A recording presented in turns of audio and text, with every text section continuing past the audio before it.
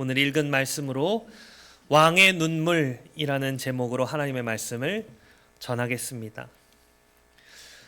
오늘은 아시는 것처럼 예수님이 예루살렘에 입성하신 것을 기념하는 종려주일입니다. 예루살렘으로 향하는 길은 겉으로 보기에 승리와 환희가 가득한 축제의 장이었습니다. 수많은 무리가 자신의 겉옷을 길 위에 펴고 종려나무 가지를 흔들며 호산나 외쳤습니다. 호산나, 이제 구원하소서. 예루살렘은 과거 애굽의 폭정으로부터 위대한 구원을 기억하며 유월절을 지키기 위해 모여든 사람들로 인산인해를 이루었죠. 사람들은 드디어 자신들을 로마의 압제에서 해방시켜줄 강력한 지도자가 나타났다고 믿었습니다. 그들의 눈에는 지금이야말로 오래 기다려온 그 순간처럼 느껴졌을 것입니다. 유대인들의 민족적 기대가 부풀어 오르고 종교적 열심이 달아오르고 군중의 흥분은 커져갔지요. 모두가 어떤 위대한 일이 이루어지고 있다 믿었습니다. 하지만 이 화려한 겉모습 뒤에는 우리가 반드시 주목해야 할 한 분의 고독한 결단이 있었습니다. 예수님은 사람들의 환호 속에 담겨있는 오해 알고 계셨습니다. 장차 닥칠 십자가의 고난 알고 계셨지요. 그분은 세상의 영광을 취하러 가시는 것이 아니라 우리를 죄에서 구원하시기 위해 스스로 제물이 되러 가시는 중이었습니다. 많은 사람들이 예수님과 함께 기뻐하고 있었지만 예수님 자신은 그 길의 끝을 너무도 분명히 알고 계셨습니다. 군중은 왕의 영광을 상상했지만 주님은 왕의 고난을 보고 계셨죠. 무리는 왕관을 기대했지만 주님은 가시면류관을 아셨습니다. 종려주일은 단지 사람들이 예수님을 환영한 날이 아닙니다. 그날은 예수님께서 자신이 어떤 왕이신지를 친히 드러내신 날입니다. 또한 동시에 우리 인간이 얼마나 하나님의 구원을 자기 욕망의 틀 안에 가두어 버리는지를 보여주는 날이기도 하지요. 오늘 우리는 이 예루살렘 입성 기사를 통해 우리가 섬기는 왕이 어떤 왕이신지, 그분이 우리에게 진정으로 주고자 하셨던 것이 무엇인지를 함께 살펴보기 원합니다. 첫째로, 예수님은 약속을 성취하시는 겸손한 왕이십니다. 약속을 성취하시는 겸손한 왕이십니다. 예수님의 예루살렘 입성은 우연한 사건이 아니라 철저하게 계획된 하나님의 구속사적인 성취입니다. 예수님은 나귀를 타심으로 성경의 예언을 성취하셨죠. 구약 스가랴 선지자는 장차 오실 메시아가 겸손하여 나귀 새끼를 탈 것이다 예언했습니다. 보라, 네 왕이 내게 임하시나니 그는 겸손하여서 나귀를 타시나니 나귀의 작은 것 곧 나귀 새끼니라. 주님은 말 한마디 하지 않으시고 그전 나귀를 타는 이 상징적인 행동을 통해서 내가 바로 약속된 왕이다, 내가 바로 하나님이 보내신 메시아다라고 선포하신 셈이죠. 사실 이 이전까지 예수님의 사역을 보면요, 예수님은 대중들의 관심과 주목을 계속해서 피해 오셨습니다. 큰 병에 걸린 환자들을 여러 차례 고치셨죠. 그때 누가 고쳤는지 아무에게도 말하지 말라고 엄중히 경고하셨습니다. 자신을 찾고 따르는 군중들로부터는 늘 물러나셨습니다. 하지만 이날 예수님은 정반대의 행동을 하십니다. 이제는 감추실 때가 아니라 드러내실 때가 되었기 때문이지요. 하나님의 때가 찼기 때문입니다. 예수님의 예루살렘 입성은 하나님께서 항상 자신의 약속에 매여 계시며 그 약속을 늘 신실하게 지키시는 분이라는 사실이 분명하게 드러난 사건입니다. 여러분, 성경은 단 한 줄도 헛되이 떨어지지 않습니다. 구약의 모든 예언은 예수 그리스도 안에서 정확하고 놀랍게 이루어지지요. 그러므로 이 장면은 단지 과거에 일어난 하나의 역사적 사건이 그 사건을 기록한 것이 아니라 하나님의 신실하심에 대한 증언입니다. 그런데 이 본문에서 우리가 놓치지 말아야 할 것은 예수님께서 단지 그 예언을 수동적으로 따라가신 것이 아니라 왕으로서 친히 이 장면을 주도하신다는 사실입니다. 예수님은 제자 두 사람을 보내시면서 저 맞은편 마을에 가면 나귀 새끼 한 마리가 매여 있을 건데 그것을 풀어서 끌고 오라 말씀하셨고, 누가 만일 물어보면 주가 쓰시겠다 하라 하셨습니다. 그리고 실제로 모든 일이 주님의 말씀 그대로 이루어졌지요. 이것은 예수님께서 단지 시대의 흐름에 휩쓸려서 예루살렘에 들어가신 것이 아니라 모든 것을 다 아시고 친히 다스리시며 자신의 길을 걸어가시는 왕이심을 보여줍니다. 만물의 주인께서 자기 길을 정하시고 자기의 때를 따라 움직이고 계셨던 것이지요. 예수님은 억지로 끌려가신 것이 아니라 스스로 자신을 내어주신 왕이십니다. 성부의 뜻에 온전히 순종하시며 자발적으로 십자가를 향해 가신 왕이시지요. 한 가지 흥미로운 점은 예수님이 타실 나귀가 아직 아무도 타보지 않은 나귀여야 한다라는 사실입니다. 왜 예수님에게 아무도 타지 않은 나귀가 필요했을까요? 성경에서 한 번도 사용되지 않은 동물은 특별히 신성하고 거룩한 목적을 위해 구별된 것을 의미합니다. 마치 아이를 가져본 적이 없는 동정녀 마리아의 태에 잉태되시고 아무도 사용한 적이 없는 새 무덤에 장사되신 우리 주님의 모습과도 조화를 이루지요. 예수님의 탄생과 예루살렘 입성, 그분의 죽음과 장사 지냄까지 모든 것은 우연히 엮인 조각들이 아니라 거룩한 구속사의 한 흐름 안에 있습니다. 주님의 삶 전체가 거룩한 사명을 향해 정돈되어 있는 것이죠. 그러므로 이 나귀는 단지 이동수단, 탈 것이 아닙니다. 그것은 거룩한 왕의 길을 위해 준비된 표지이지요. 예수님은 화려한 군마가 아니라 비천한 나귀 새끼를 타심으로 인간적인 위력이 아니라 겸손으로 통치하시는 왕이심을 우리에게 보여주셨습니다. 세상의 왕들은 높아지려 하고 자기를 과시하며 강한 힘으로 억눌러서 자기의 존재를 입증합니다. 그러나 예수님의 왕권은 그와 다르지요. 그분은 낮아지심으로 높아지시고 섬기심으로 다스리시며 죽음으로 이기십니다. 이것이 하나님 나라의 방식입니다. 이 왕은 사람들을 억누르는 왕이 아니라 자기 백성을 위해 친히 자신을 내어주는 왕입니다.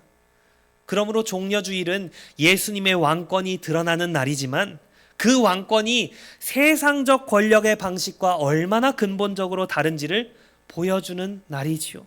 예수님은 겸손한 왕이십니다. 둘째로 예수님은 세상의 기대를 뛰어넘는 진정한 평화의 왕이십니다. 예루살렘 입성 당시 무리들이 기대했던 메시아와 실제 예수님이 오신 목적 사이에는 거대한 간극이 존재했습니다. 이것이 바로 종려주일의 환호 속에 담긴 비극적인 아이러니입니다. 무리가 예수님을 향해 외친 말은 그 자체가 틀린 것은 아니죠. 그들은 시편의 언어로 찬양했습니다. 시편 118편 25절 26절에 이제 구원하소서 여호와의 이름으로 오는 자가 복이 있으며 라고 되어 있는데, 무리는 이 말씀을 그대로 가져와서 호산나 이제 구원하소서 주의 이름으로 오시는 왕이여 하고 외쳤습니다. 그 자체는 메시아를 향한 정당한 고백이었죠.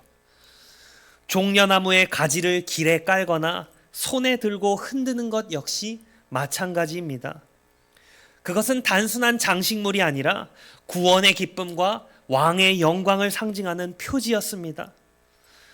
요한계시록에 기록된 천상의 예배 장면에서도 종려 가지가 등장하지요. 큰 무리가 나와 흰 옷을 입고 손에 종려가지를 들고 보좌와 어린 양 앞에 서서 큰 소리로 외쳐 이르되 구원하심이 보좌에 앉으신 우리 하나님과 어린 양께 있도다. 이처럼 종려나무까지는 메시아를 맞이하고 그분을 찬양하는 데 어울리는 존귀한 표현입니다. 그런데 문제는 그 아름다운 입술의 고백과 그들의 행위 자체가 아니라 그 속에 담긴 무리의 마음과 기대에 있습니다. 그들은 메시아적 표현으로 환영했지만 정작 메시아가 하시려는 일은 알지 못했습니다. 참된 메시아를 맞이하면서도 자기들이 원하는 방식의 메시아를 기대했죠. 그들은 정치적이고 경제적인 해방자를 원했습니다. 그동안 예수님이 행하신 기적들을 보면서 이분이 로마를 무너뜨리고 옛 다윗 왕궁의 영광을 재건해 줄 강력한 지상왕이 되겠구나 바랬던 것이죠. 자신들을 로마의 압제에서 구원해서 민족적 자유와 정치적 안정을 가져다 줄 거라 믿고 기대하며 종려나무 가지를 흔든 것입니다. 다시 말해 왕을 맞이하는 외형은 있었지만 그 왕이 이루실 구원의 본질은 놓치고 있었던 것입니다. 하지만 예수님은 그들의 세속적인 소원을 들어주러 오신 분이 아니시죠. 주님은 정치적 해방이 아니라 영혼의 해방을 위해 오셨습니다. 그분은 단순히 우리 삶을 편안하게 하려 오신 것이 아니라 거룩하게 하려 오셨습니다. 예수라는 이름의 뜻처럼 여호와 하나님께서 우리를 죄에서 구원하시는 참된 평화를 주러 오신 것이지요. 이것은 오늘 우리에게도 직접적인 질문이 됩니다. 우리는 어떤 예수님을 원합니까? 내 문제를 빨리 해결해 주는 예수님, 내 삶을 좀 더 수월하게 해주는 예수님, 내 감정과 형편을 지지해 주는 그런 예수님만을 찾고 있진 않습니까? 물론 예수님은 분명 우리의 삶 전체를 돌보시는 주님이십니다. 그러나 그분의 가장 큰 목적은 우리의 세상적인 편안함이 아닙니다. 죄인을 하나님께로 돌이키시고 죄인의 심령을 새롭게 하시며 우리를 하나님의 형상으로 빚어가시기 위해 오셨습니다. 그래서 그분은 편안함보다 회개를 먼저 요구하시고 번영보다 십자가를 먼저 말씀하시며 자기 부인 없는 제자도를 허락하지 않으십니다. 진정한 평화는 하나님과 죄인된 인간 사이의 화목함에서 시작되죠. 예수님은 십자가에서 자신을 희생제물로 드리심으로 그 평화를 이루셨습니다. 예루살렘에 입성하시던 그날 사람들은 평화를 노래했지만 정작 그 평화가 어떤 대가를 통해 오는지 알지 못했습니다. 평화는 싼 값으로 오지 않습니다. 하나님과 죄인 사이의 참된 평화는 죄의 문제가 해결되어야만 가능합니다. 하나님의 거룩하심과 인간의 죄악 사이에는 화해될 수 없는 간극이 있죠. 그런데 그 간극을 메우시기 위해 하나님의 독생자가 오셨습니다. 그분은 우리를 대신해 죄의 형벌을 대신 지시고 하나님의 진노를 감당하시고 자신이 순종으로 얻으신 그 의를 우리에게 입혀주셨습니다. 예수님은 단지 입으로 평화를 말하시는 분이 아니라 친히 자기의 몸으로 평화를 이루시는 분이십니다. 세상이 주는 평화는 일시적이고 상황에 따라 변하지만 주님이 주시는 참된 평화는 모든 지각에 뛰어난 하나님의 평강으로 우리의 마음과 생각을 지켜줍니다. 세상은 끊임없이 평화를 말하지만 그 평화는 늘 조건부이죠. 경제가 흔들리면 평화도 흔들립니다. 건강이 무너지면 평화도 무너집니다. 그러나 그리스도 안에서 주어지는 참된 평화는 상황에 따라 바뀌지 않습니다. 그 평화는 십자가의 열매이기 때문이지요. 그래서 감옥에 갇혀 있는 사도 바울도 평강을 누릴 수 있었습니다. 수많은 고난 속의 성도들도 그 평안을 잃지 않을 수 있었습니다. 하나님과 화목하게 된 사람은 환경이 아무리 요동쳐도 궁극적인 평안을 잃어버리지 않습니다. 주님이 다스리시고 우리의 죄가 용서되었고 심판이 제거되었고 영원한 하나님 나라가 보장되었기 때문이지요. 여러분, 이 평화의 왕을 진심으로 의지하고 계십니까?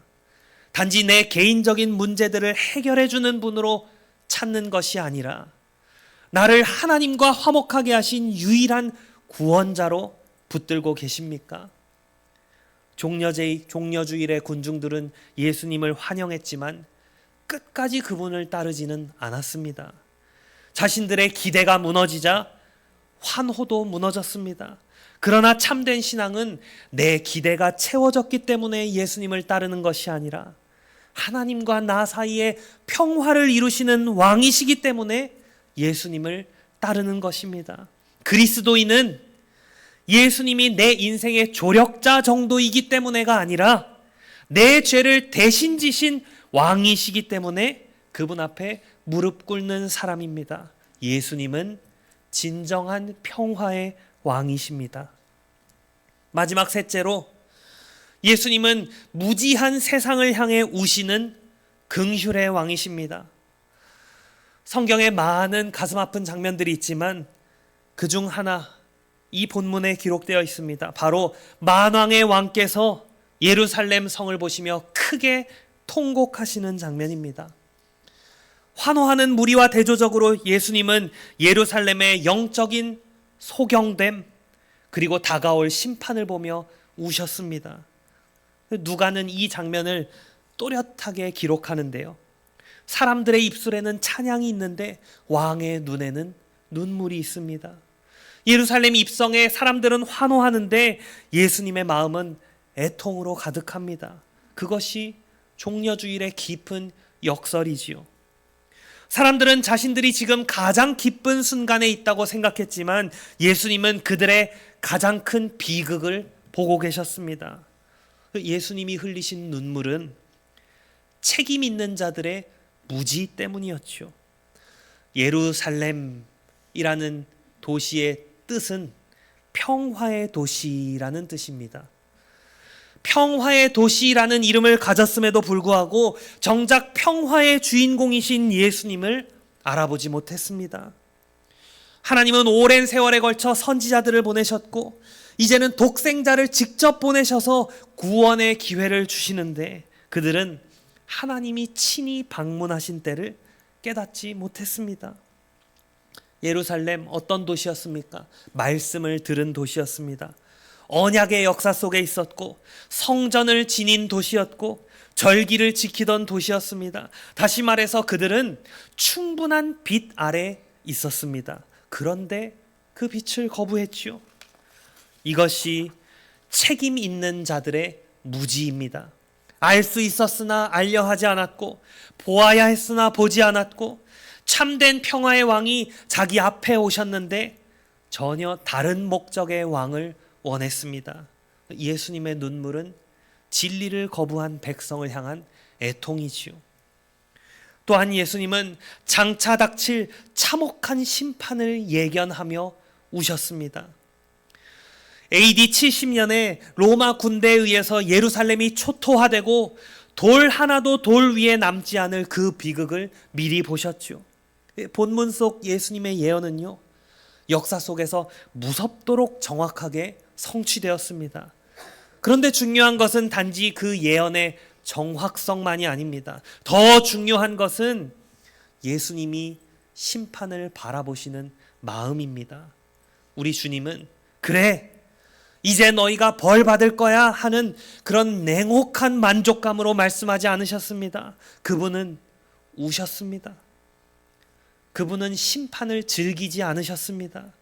악인이 죽는 것을 기뻐하지 않으시고 돌이켜 살기를 원하시는 하나님의 마음이 예수님의 눈물 속에 고스란히 드러나지요. 그 눈물은 거룩한 사랑의 표현입니다. 죄를 결코 가볍게 여기지 않으시지만 죄인에게 자비를 베풀고자 하시는 하나님의 긍휼이 바로 여기에 있습니다. 주님은 우리가 영원한 멸망의 길에서 돌이켜 생명의 길로 나오기를 간절히 바라십니다. 그분의 눈물은 죄 가운데 완고하게 머무는 우리를 향한 긍휼의 표현입니다. 사실 이 말씀 예루살렘만 향한 말씀이 아니죠. 예수님을 곁에 두고도 그분을 제대로 알지 못하는 모든 사람들을 향한 말씀입니다. 교회 안에 있을 수 있습니다. 예배의 자리에도 있을 수 있습니다. 찬송 부르고 기도도 하고 성경의 언어도 알 수 있습니다. 그런데 정작 예수 그리스도를 나의 죄를 위한 구원자로 내 삶의 주인으로 받아들이지 않을 수 있습니다. 종교적 익숙함이 곧 구원을 의미하지는 않습니다. 예루살렘 종교적 도시였지만 참된 평화의 일을 알지 못했죠. 그러므로 우리는 다른 누구보다 먼저 자기 자신에게 물어야 합니다. 나는 정말 예수님을 아는가? 나는 단지 종교적 언어를 아는 사람인가? 아니면 십자가의 왕 앞에 회개와 믿음으로 엎드린 사람인가? 그리고 본문은 또 하나의 질문을 우리에게 던집니다. 예수님의 눈물을 보는 우리에게도 그런 눈물이 있는가 하는 것이죠. 잃어버린 자들을 향한 슬픔, 완고한 자들을 향한 긍휼, 심판 아래 있는 영혼들을 향한 애통이 우리 안에도 있는가 하는 것입니다. 우리는 너무 쉽게 정죄하고 너무 차갑게 단정하며 너무 무감각하게 지나쳐 버릴 때가 많습니다. 그러나 예수님은 우셨습니다. 평화의 왕은 동시에 우시는 왕이셨습니다.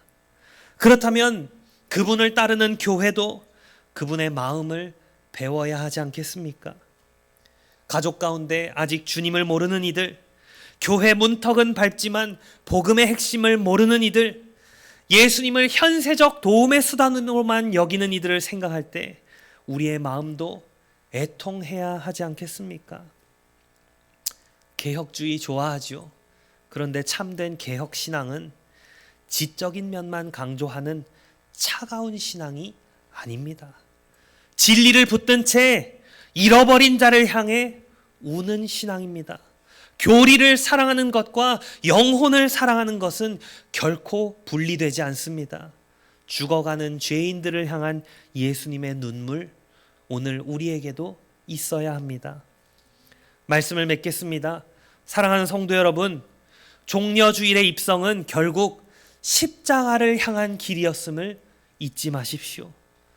사람들은 번쩍이는 왕관을 원했지만 주님은 우리를 위해 가시면류관을 선택하셨습니다. 군중은 호산나 이제 구원하소서 하고 찬양했지만 불과 며칠 지나지 않아 그를 십자가에 못 박으소서라고 외칠 것입니다. 하지만 우리 주님은 그 변덕과 조롱, 고통을 다 아시면서도 예루살렘 골고다를 향해 자신의 얼굴을 고정하셨습니다. 왜냐하면 그것만이 우리가 하나님과 평화를 누릴 수 있는 유일한 길이었기 때문입니다. 그분은 죽음을 이기시고 부활하심으로 우리에게 영원한 나라를 선물하셨습니다. 그러므로 종려주일의 왕은 잠시 환영받다가 사라진 왕이 아닙니다. 그분은 십자가를 통과하여 부활의 영광에 이르신 영원한 왕이십니다. 오늘도 그분이 교회 위에 다스리시고 자기 백성을 은혜로 붙드시며 마침내 모든 무릎이 그 앞에 꿇게 하실 것입니다. 이제 우리는 종려나무까지 너머에 있는 십자가와 빈 무덤을 바라보아야 합니다. 단순히 이 땅의 번영과 안락함을 위해 주님을 따르는 것이 아니라 우리의 유일한 구원자이자 우리 삶의 주인으로 그분을 모셔야 합니다. 이번 한 주간 우리를 위해 기꺼이 비천하게 오셔서 우리를 섬겨주신 평강의 왕을 깊이 사랑하며 그분의 발자취를 따라 겸손히 동행하는 저와 여러분이 되기를 간절히 소망합니다. 아멘.